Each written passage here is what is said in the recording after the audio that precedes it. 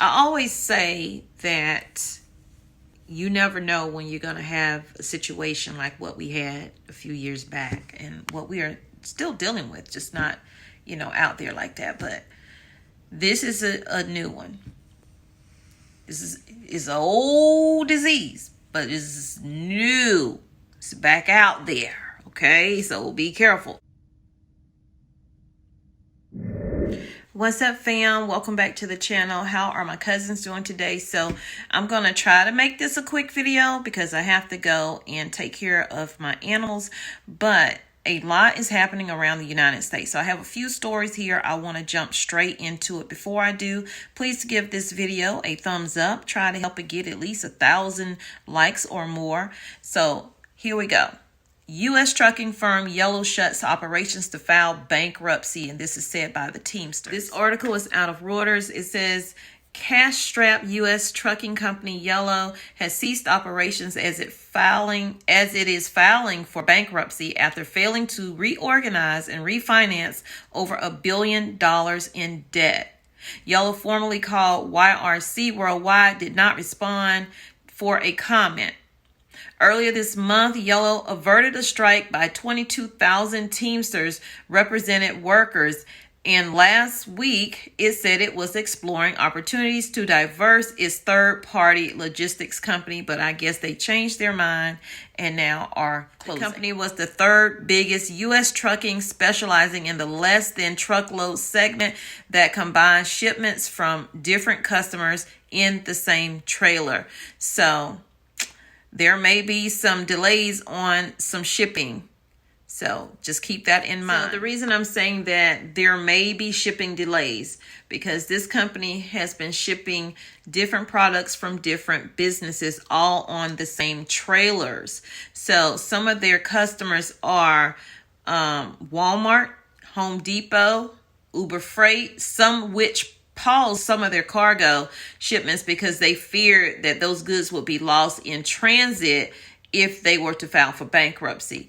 And that is exactly what they are doing. So the company said in June that the Teamsters Union was blocking restructuring and modernization efforts collectively known as One Yellow, which is said were critical for Yellow's survival. Now, some of the debt that they're in is from the pandemic. $700 million pandemic relief loan provided in 2020 by the Trump administration.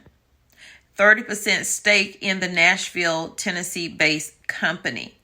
The Wall Street Journal reported the closure of the trucking firm's operations, citing notices sent to customers and employees. The company has laid off a large number of non-union workers. On Monday, another 128 union members at Yellow Freight Canada, a unit of Yellow, were told not to report to work. So things are really getting busy here.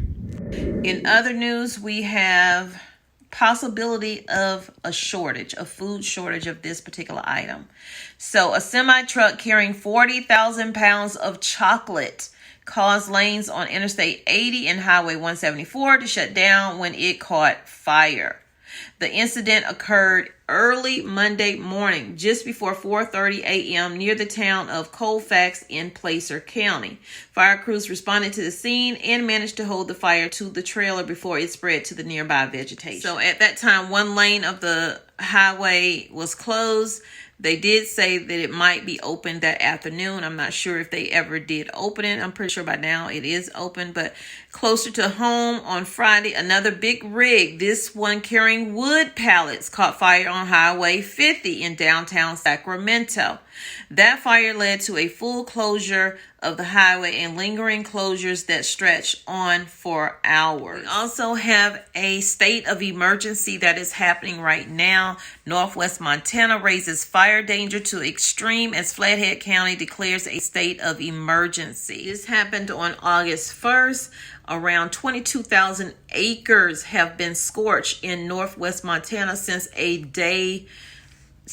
dry lightning storm ignited dozens of fires over the weekend.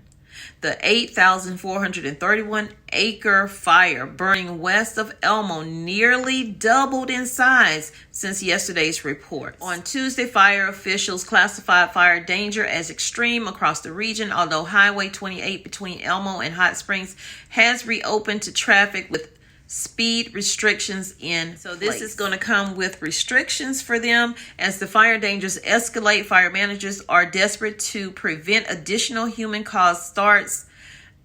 They don't want anybody starting any more fires. So both Lake County and CSKT had enacted stage 2 fire restrictions as of August 1st, prohibiting the operation of internal combustion engines during the day and any motorized vehicle use off of designated roads or trails. Anyone caught violating the restrictions or closures could be fined up to $5,000 individually or $10,000 for an organization, and imprisoned up to 6 months. So they are very serious about this. So this last story is, I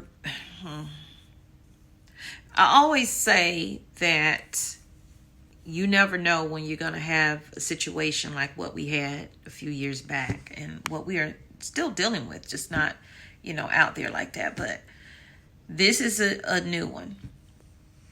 This is an old disease, but this is new. It's back out there. Okay, so be careful. It says leprosy has been uncommon in the United States, but studies suggests it is now spreading within its population. Leprosy is surging in Florida, suggesting the chronic infectious disease may have become endemic in the southeastern United States. The number of cases more than doubled in the southeastern states over the last decade, with Florida among the top reporting states. The Centers for Disease Control, CDC, reported that.